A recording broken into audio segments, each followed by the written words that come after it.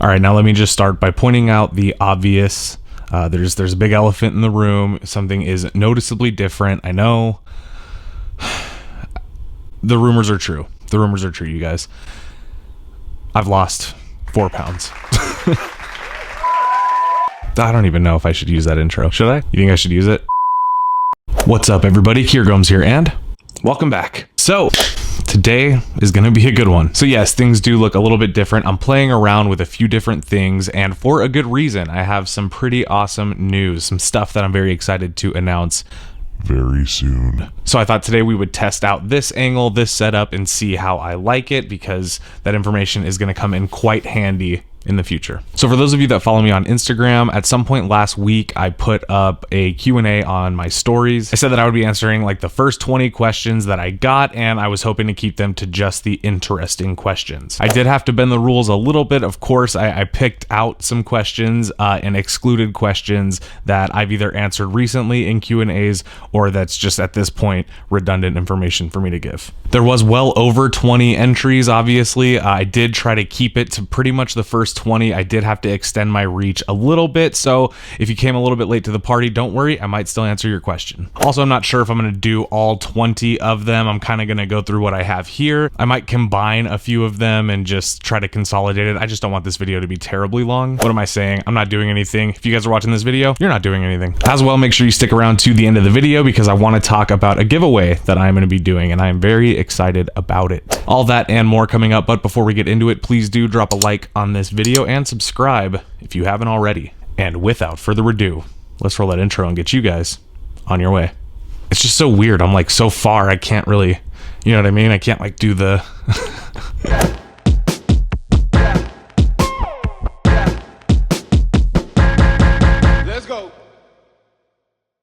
All right, so I want to thank all of you for your questions. I really do appreciate them. I'm going to start this one off with a familiar face in the playing card community. So those of you who are around these parts often probably know who this is. This one is from Dan Yule's son. If you don't know who that is Danny Carey. He's the producer of the In Session playing cards. He wants to know, where do you see yourself in 5 years? What are your goals, personal or professional? Thank you for your question, Danny. I don't know. It honestly changes pretty much all the time. And the reason for that is because I get onto one thing, I kind of fixate, I love it, and then after a while it'll kind of fade out. Now I do know that within 5 years, if I could be doing something similar to what I'm doing now, just on a bigger scale and reaching more people, that would be my ultimate goal. I think especially since like quarantine, since coronavirus, and just not being out in the world as much and having minimal, if any, opportunities to perform magic. Something that I learned from that was that I enjoy magic more when I'm not the one performing it. And that sounds interesting, and some of you, especially the more talented magicians out there, probably disagree. But if you think about it, it makes sense, because why we all fell in love with magic was not because we knew the magic, it was because we were intrigued by what we didn't know. And so in most cases, I find that I like to be on the other side of performance. So in 5 years, I don't want to be doing anything more performance-wise. Not that I'm opposed to it, but that's not a goal that I'm working towards, at least not actively. But I would like to continue putting out decks. I really enjoy that process. I also enjoy a lot the process of teaching you guys about the process. So I don't know. Anything involving magic, anything involving playing cards, anything involving making these videos and sharing them with you guys and more people. That's my ultimate goal. And if I'm still doing that in 5 years, then I'm going to give myself a pat on the back now. And in 5 years,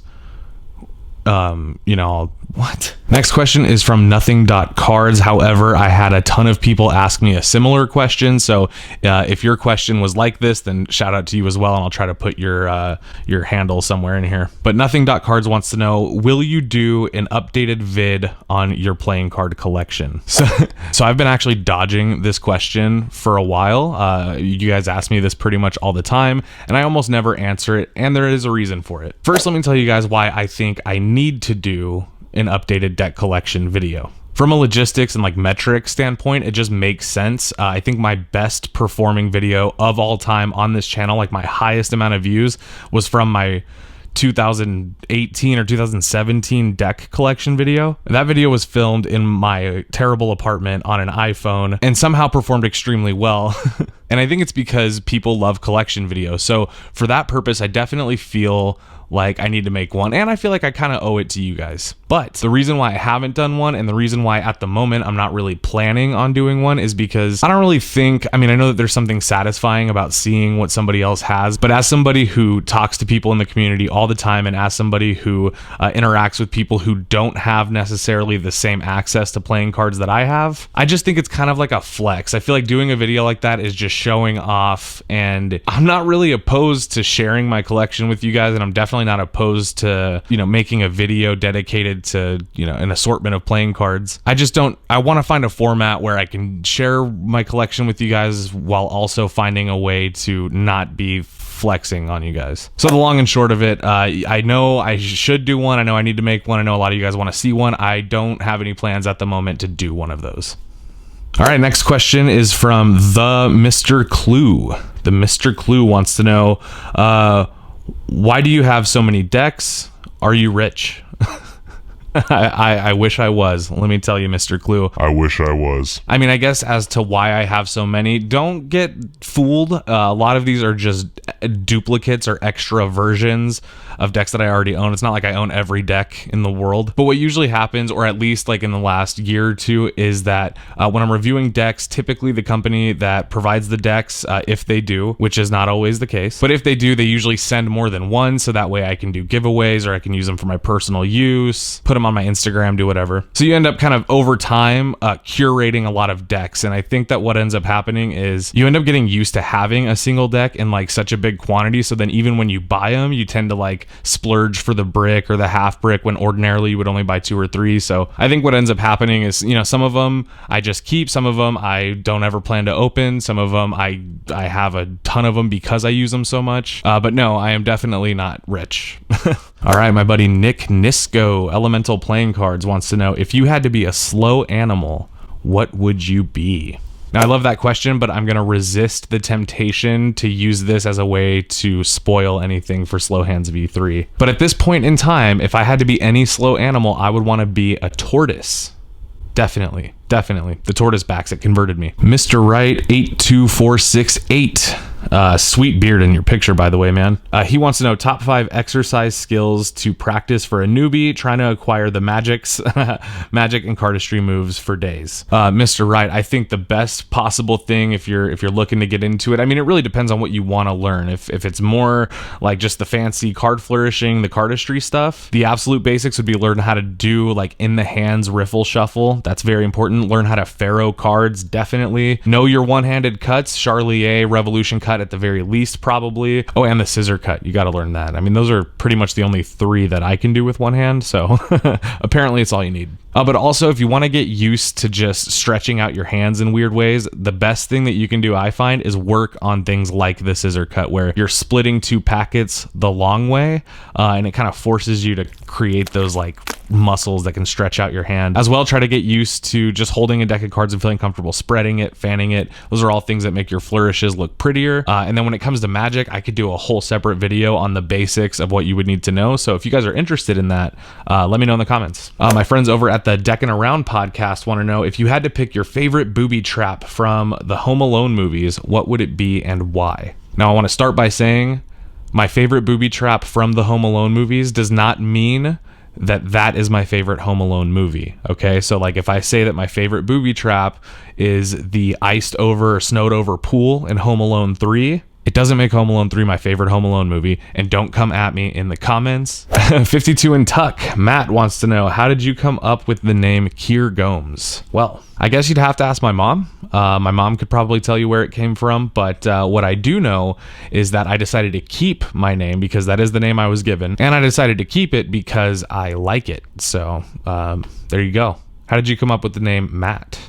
That's what I want to know. Dan Louis Lizardo wants to know, what new card technology are you most excited about? I don't know, because my thing with cards is they've kind of already been perfect, right? So for me, and what I like to use cards for, which is, you know, shuffling, sleights, cardistry, or, you know, my version of it, what I like to use cards for requires no technology past what's already been done. Air cushion finish was pretty much the last thing that cards needed before they were perfect. However, I do think from a collector's perspective, some of the technology we're seeing in boxes and tuck boxes is unbelievable. Like that Iron Man deck that just came out had like LEDs coming from the arc reactor. Like that's on a box. So that's a technology I think is going in the right direction. That's something I can't wait to see, what we could do with decks in the future, especially if you're a collector. That's really exciting stuff. Tyler Jordan wants to know approximately how much have you spent on cards? I'm new to collecting and I can't stop. I honestly could not tell you. It is an expensive hobby for sure. As long as you're spending your money responsibly and cards don't come before absolute necessities, then I say spend on, my brother. That's what we work for. Benny Z Magic wants to know what my favorite dessert is. My favorite dessert.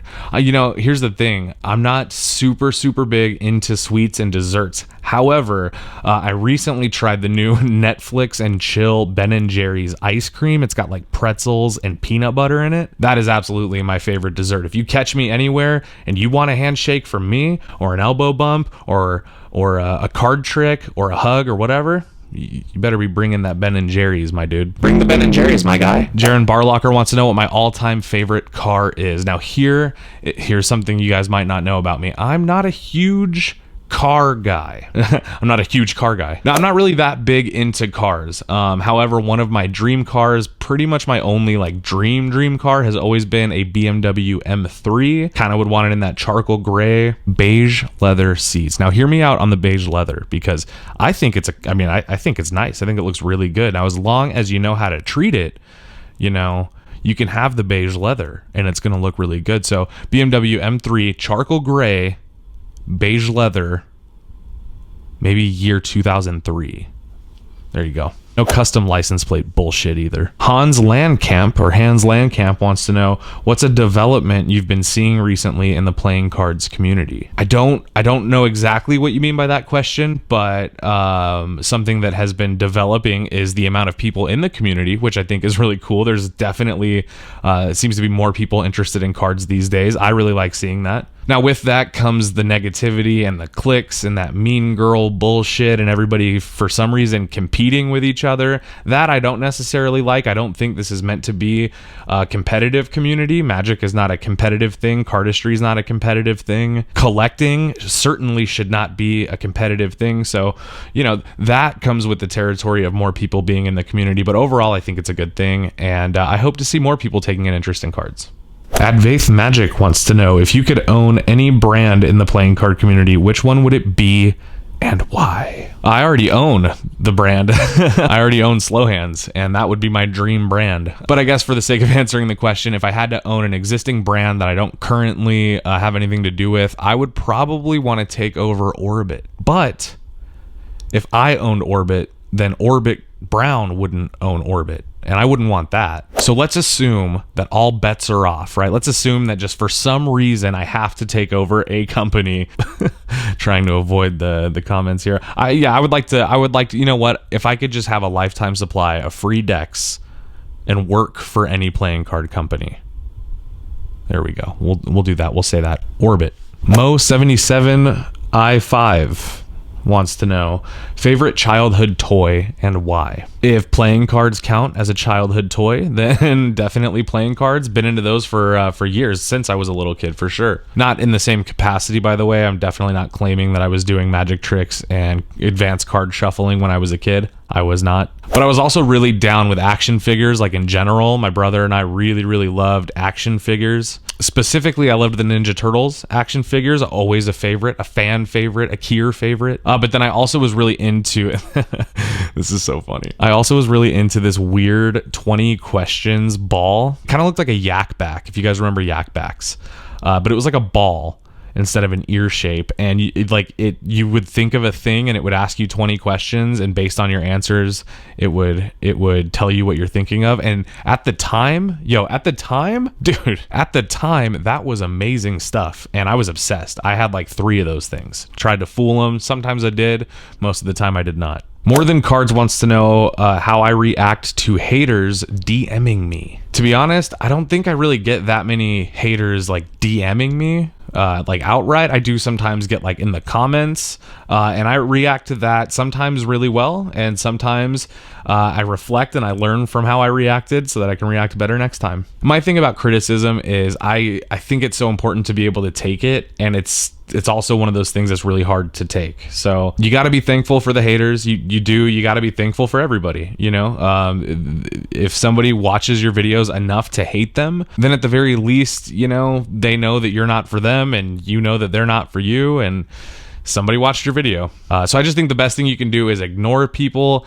You don't have to prove anything to these people. And that's kind of the big thing that I had to learn this year, was you just don't have to prove anything. And that's all I'm saying, you know, so just do you, be happy with what you're doing. And if you're doing what makes you happy, then who cares if somebody doesn't hate it? You don't want to be friends with that person anyway. Nikel21, wants to know, do you already have a plan for your next deck, and can you give us a little detail about it? Well, I do have some projects coming up, some stuff that I can tell you about, some stuff that I can't, but what I will say is be on the lookout for more than one deck from me in the coming months, we'll say. Okay.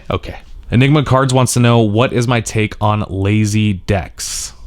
If by lazy decks you just mean like a mirrored design, like a casino style design, or just like a simple clip art type thing, look, I think it takes different decks to please everybody, and I like those designs. I'm somebody who personally, I mean, I've never made a deck like that, but I've purchased plenty of decks like that because I like them. I think lazy would imply that the person didn't try, and I don't think you can say that, because if you look at like an OPC deck, you could call that back design lazy, but if it's exactly what Cam wanted it to look like when he envisioned that deck, it's not really about the effort put in. It's about achieving the goal. And if it looks the way you want it to look, regardless of the amount of effort it took you to get that design, then you did a good job. All right, and the last one is going to be from Small Hand Things. Caitlin Chen wants to know, how many decks are you able to hold with just one arm? Now, I don't know, but what I can tell you, and I'm prepared to prove it, is I can hold a half brick in just one hand. And that's a fact. Check this out. That's a half brick. Okay. That's a half brick in just one hand. So I'm thinking, if I were to duplicate this, I could stack 6 more on top of that, right? If I keep my hand flat, even more. Fill them up the arm. Okay. Make use of that space. I'll tell you what, if this video gets 200 likes, which is a little bit ambitious, I will make like a quick YouTube video or an Instagram video, trying to stack cards on one arm until I can't take it anymore. So if you guys want to see me humiliate myself in that way, make sure you drop a like. 200 and I'll make that video. All right, guys, that is definitely all the time I have and you have, I'm sure. If you guys made it this far, let me just get into the giveaway stuff really quick. And thank you, by the way, if you made it this far. Gonna keep this one nice and simple. I'm giving away 2 decks of Slow Hands Tortoise Backs, my favorite deck of all time as of right now. Giving away 2 of those decks sealed, just for you, shipped to you for free. All you guys have to do if you want to enter that contest is make sure you like this video, make sure you are a subscriber and enable those notifications, and then leave a question in the comments for my next Q&A video. I'm going to pick my favorite question, and that person will get 2 free sealed Slow Hands Tortoise Backs. Thank you to everybody who submitted some questions for this video. I couldn't have made it without you, so really appreciate it. As always, I hope you guys will drop a like on this video if you liked it, and I hope you'll consider subscribing for more awesome videos just like this. Oh, and definitely look forward to me experimenting a little bit more with the setup around here, and I will explain everything another time. And with all that being said, I hope everybody has a wonderful rest of their day. I know I will. And I'll see you guys in the next one. Peace. Goes by so fast, and every moment counts, baby. I don't wanna miss a thing. We can sleep under the stars, we can sleep under the stars, or hang out in hotel bars, driving somewhere in your car. We can sleep under the stars, we can sleep under the stars.